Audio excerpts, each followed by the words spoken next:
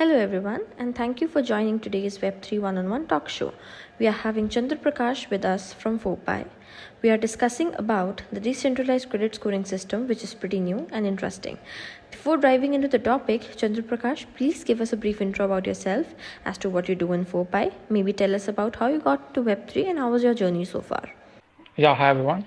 My name is Chandraprakash, and most of the time I'm get to know by a name as Erebus. And I came to know about the Bitcoin in 2015 only, while I was surfing some papers on Tor, and then I completely forgot about it and come to the now. In the pandemic, I was reading about some paper, and then I got to know, yeah, there are a DeFi ecosystem, and there we should make something on crypto ecosystem, and that's how we came into the crypto ecosystem. Okay. So okay, now I get the context. Like you are pretty early, like since you started in 2015 and all. So of course, I want to get into the details of it so much more excitedly. So for our amazing audience today, we have collated like some really interesting set of questions that our community wanted to really get into, like what the system is, like what everybody wants to know about, like how is it different from traditional, and like how Web3 credit scoring system helps them, in future. So without further delay, I wanted to know that, Chandra, like tell us about decentralized credit scoring system. And since like you are making the product yourself, you are building a mechanism on calculating those credit scores in Web3 space. So how, like in your opinion, does it differ from the traditional credit scoring system? Like they take a lot of like income and everything else in perspective. So how do you want to, how does it differ in the Web3 space, in the Yeah. decentralized space?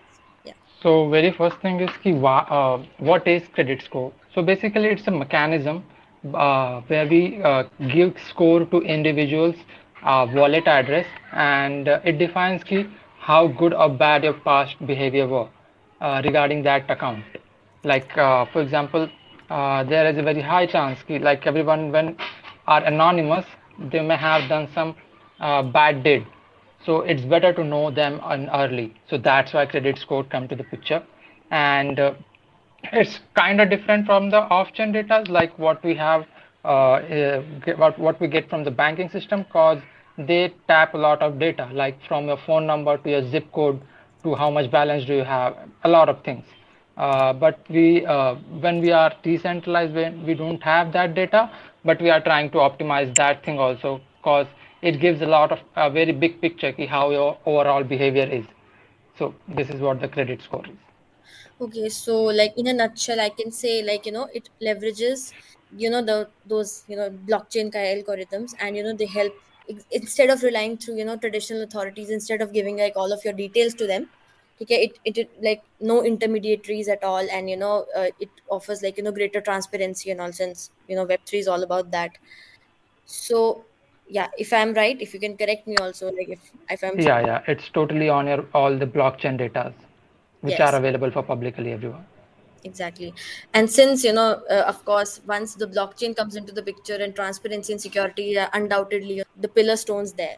So, since like the type of data which I wanted to talk about now, so type of data used in decentralized credit scoring system, it's poles apart. Like we use debt to income ratio, like in the credit scoring system in the traditional finance. But like what kind of mechanisms or what kind of data do you take in the, do you have a similar model in place, or like what, like the on-chain and off-chain data things you mentioned? So I wanted to know more about like what exactly does it entail, the on-chain data and off-chain data? So it's difficult to take that similar data from the as the off-chain have. We have equivalent of data, like for example, we have transaction history, liquidation history, like amounts owed and repaid, credit mix, length of credit history, rug pull, your DeFi actions. It defines how much you are into the crypto ecosystem and how you have used it. So this is what the parameter what we when we use when we create a credit score. So that key, even if someone have very high transaction history, but he has like never have interacted with the DeFi action, then that individuals will have a comparatively lower score, because that's the beauty of the mathematics. If everything will be in a weightage format, it won't affect completely to all the score. Oh, so yeah, okay, okay, okay. And now I'm getting, a bit of a picture in my mind. It's pretty comprehensive if we say, Yeah. So do you even take, oracles like into picture, or like the more you have to transact, the more you get? Like I think it's more of the on-chain thing. But yeah, do you use oracles there also? Something like that? Yeah, so right now we are taking all the on-chain data, but we are trying to get all your little banking history in a decentralized way, and it will be completely optional because it would give a very much better score. Like for example, when we move from one country to another country, consider I'm moving from India to USA. My all the credit history will become zero the moment I'll land on the USA. So if there is a mechanism to use all of your on-chain plus off-chain history in a decentralized way, so that one can create over there, it's kind of global history, like we can do for the on-chain. But what if you assign a credit card with the existing history, it would be beneficial. So we have planned to solve that also. Oh, great. Pretty comprehensive. I can see, like, future is like pretty bright for you guys. So now, like, the amazing point you've made earlier, now, it has really made me think, like, how did you get there?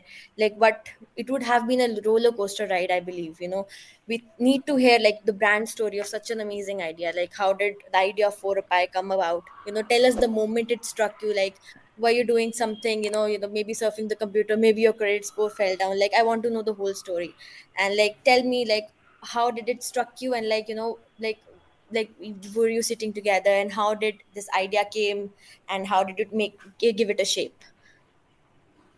Yeah, so there are like the major factor is key, like in real world when we try to use a bank, we can just simply swipe our credit card, and simply borrow 20,000, 30,000, or any X amount, and we do not need anything as a collateral. But same thing doesn't happen on crypto ecosystem because everyone is anonymous and there is no system of scoring mechanism. If you have to borrow $60 worth of USD, you have to put $100 worth of USD token as an asset, so which is not very efficient. So we wanted to solve that problem, and the credit score is just one phenomena. We are trying to build a global community of affluent and high trust people where user will be rewarded with exclusive and brag-worthy rewards. Consider you have 750 plus of scores. You'll be able to use a lot of exclusive product and offers. For example, you'll be able to leverage your real world assets as a collateral. We consider we like people from India, even they do all the good deed, but their passport do not hold that good value. Consider like you can get the priority visa thing. So we are trying to make a community on top of it.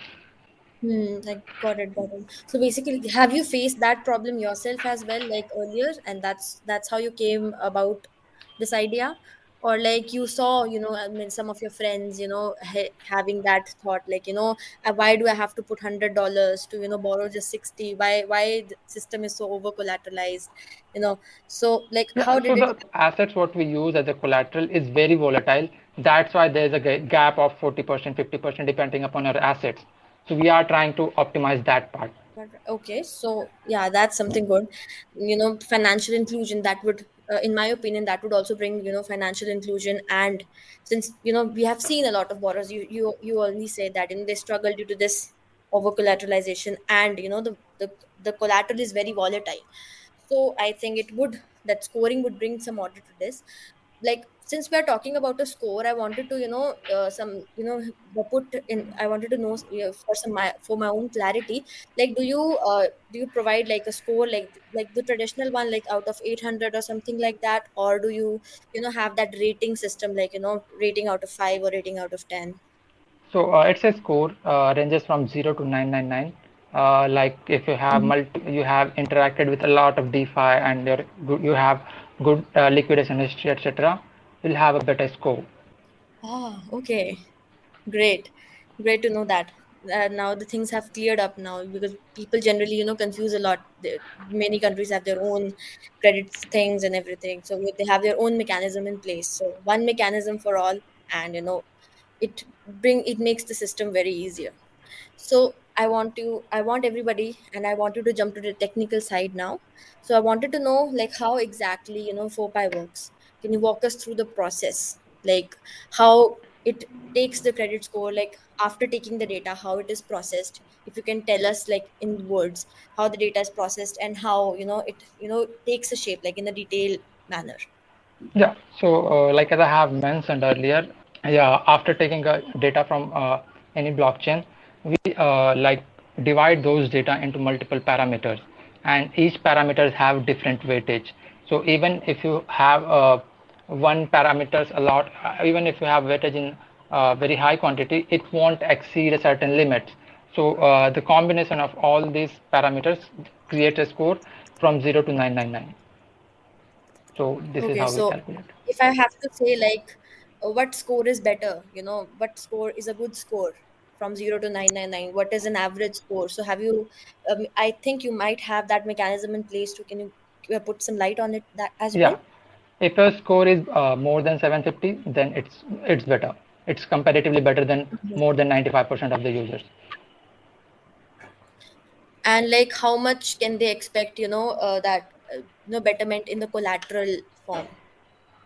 Like if their score is like above 750, or maybe their score is like, in between the 650s limit, or like what do you think, like how would it work So with the like protocols and yeah, like we are still in the development. Consider you have 750 plus. You'll be able to, you'll have option to use other form of digital assets. Like for example, right now, anyway, you have to use digital asset as a collateral. You'll be able to use your digital gold or your mutual fund as a collateral. We are trying to implementing those things for like good 750 plus score. Oh, okay. So basically now like not just your decentralized assets, but you can also take, mutual funds into this as well. So I Yeah, think it's a in a proper decentralized way. amalgamation. Yes, a proper amalgamation of everything, like every kind of security you have in place in a decentralized Yes. way. Very intrigued, indeed.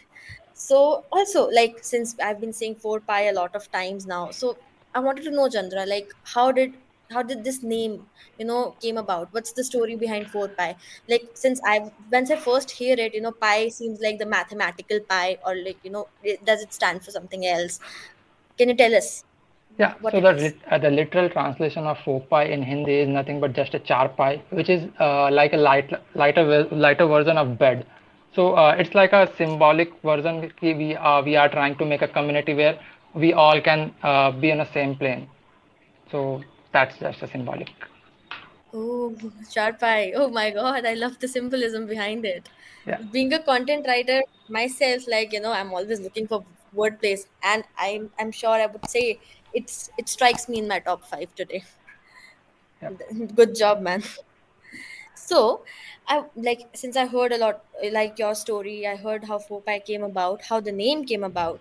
So I'm sure like, our viewers are eager to, get started with FourPi. So like what do they have to do if they want to start with FourPi right now? So right now they can simply check their scores. We have uh, we are integrating with MetaMask Snap. So before your every transactions, you'll be able to know where you are transacting, what kind of person that guy is, how much good or bad behavior that guy have done. You'll be able to, so like just like a true caller, you'll be notified yeah, this guy have done this much rug pull, or this guy was behind this thing, or how good that guy was. You'll be able to see. We are integrating with wallets, etc. in MetaMask app. Hmm. So is it possible, like, if like your credit score, for example, somebody is not able to, return their, whatever they have borrowed on time, their credit score falls. So like, do you have that mechanism in place too? Like, like how they refresh it, like the way we have seen in the TradFi, like you can always, check your updated score like monthly. So how does it work about? Like, can they see it like in real time, or credit score, or they have to, update it after a while, like So every month, yeah, maybe every right now it's live score, but it will refresh after 24 hours. It would be much efficient, so that's why we are trying to move there. And right now it's real time. very That's very nice. I think everybody, even I hate, waiting for the credit score, like what it is. Like, should I be waiting for it for 30 days and then, going about it? Real time is always better. So, yeah. So I wanted to, like, before, like, we go towards the end, since it's a bit of a time, and I have even, let some of the time allocated to the audience. Like, if I've missed something, they could also ask you about it. So I wanted to, talk about the broader impact of 4Pi. Like, I read about the API as well. So, how can different projects leverage your credit scoring system? Yeah, like it's important to know what kind of behavior one have while interacting with the protocols. So, for businesses, they can simply integrate our API. They'll know what kind of behavior the user has, and for the customers, we are installing into multiple wallet like MetaMask, Snap, and etc. They'll be able to know if, even before the transaction happens, what kind of behavior the other on the other hand has. Like a true caller, whether this account is a spam or this protocol is a spam or not. They'll be able to know those things. So this is what the future is and the API. So not just for people, not just for just wallet addresses, but for protocols as well. You have that mechanism in place as well. Yes. Oh, that's I think it's a dream come true. So yeah, so like since you talked about it so much, like the API, the projects, and the wallets and real time, like I think each step in the way, it would have been like a severe challenge for you. Maybe you might have faced a lot of challenge, a lot of disagreements in the process. Can you give us a light? Can you put a light on it, like what challenges you faced while developing 4Pi?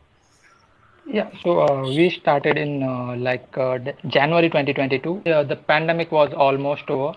It was in the last phase, and the money market was all-time high, and of course the funding crunch. And the thing is, lots of scam or bad projects were there in the crypto ecosystem, and because of that, we all have faced negative issue, like one way or another. Like if any project goes down, whether it's FTX or anything else, or the next day any NFT projects is like they have no use of it. So like it comes down to everyone. So like we have faced multiple issues, but yeah, right now it's good. Let's see how it goes. Ah, great. So actually, I was like pretty, when I was looking at your docs and when you told me about it, when you told like, calculating the on-chain and off-chain data, I thought like it's such a like, such a complex process, and it is difficult to implement. So, and in fact, all the hurdles you mentioned, like I thought that was a challenge, but of course, like the time period, all the external factors that combined, your journey, like they also were, big hurdles in the place. And now, like I want to with this I want to talk about the future. What exciting developments do you have in the future? What does the future roadmap look like for FourPi? Yeah, as I have told you, just credit score is just a phenomena to filtering the good behavior. Like if you have a Yes. good credit score, you'll be able to be part of global community where you'll be get a lot of exclusive stuff. For example, as I have told you, one example is you'll be able to leverage your digital assets. On top of that, consider there's another example like the visa priority thing or the exclusive reward thing. So those things are in place. Hmm. So we are trying to like sort it out. Those things also. Okay, so the visa thing, like, oh my God, like, okay, I need to, now once you're live, even I'm gonna get my credit score, and I want my visa to get processed fast. I'm waiting for that update to happen, really. And the future holds, I think, tremendous potential, and like I know, like this project is sure shot, going towards the success. Now, it's time for my last question. Like, it's not a question really, but like since I've asked you a lot of things, like, is there anything like I have missed something about tech, maybe something about the concept? If I have missed something, would you mind sharing it?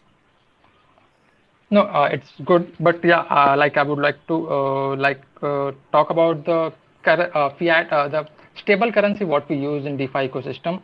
So somehow it is not making it more decentralized. It's a way to it's compare the why the Bitcoin started. Bitcoin started to give power to everyone. That's what the core principle of decentralization is.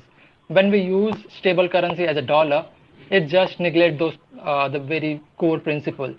So, like if one can make a stable currency backed by some real assets, it would be better. Now that you mention it, yeah, that is an important point that you mentioned. Yeah, that's very nice. But unfortunately, like, my questions are now over. So I wanted, Chandra, to thank you, like, sharing your incredible journey, sharing your insights, and a lot of things, like, if once, since I write, and I'm also, like, doing stuff. So once you are done, like, once your project launch, I would love to write something about you as well. So I wanted to ask, now I'm giving everybody some time, like, if they have any more questions, they can ask. Okay, so actually, I wanted to ask, like, how do you folks like are calculating on-chain credit score? As I have mentioned, we have multiple parameters like, for example, transaction history, liquidation history, amount owed and repaid, credit mix, length of credit history, rug pull, DeFi actions. These all have given some weightage, and based on the this we create credit score. Okay, okay, got it. Yeah, okay. So I would love our audience to check FourPi, and check out their website as well. You can check out the post. We have made a good thread about them, and if you want to know more, you can always connect to Chandra as well. And I think the potential of DeFi would be more structured if the things which he have, and even it would pave the way for adoption as well, because people are now, because the mutual funds, like whatever he said, like mutual funds and even their trade bonds, now they are gaining traction in the web 2 world. If you are combining that with the decentralized, of course people will take the high road, and then go towards the decentralized platforms as well, would build trust in the future. So thank you so much for bringing such a great concept into our minds today. And until next time, I would stay curious, people, and keep exploring the world of blockchain and decentralized finance. Okay, so I think we are done here. Thank you so much, guys, for tuning in, and we'll see you next time. Bye bye.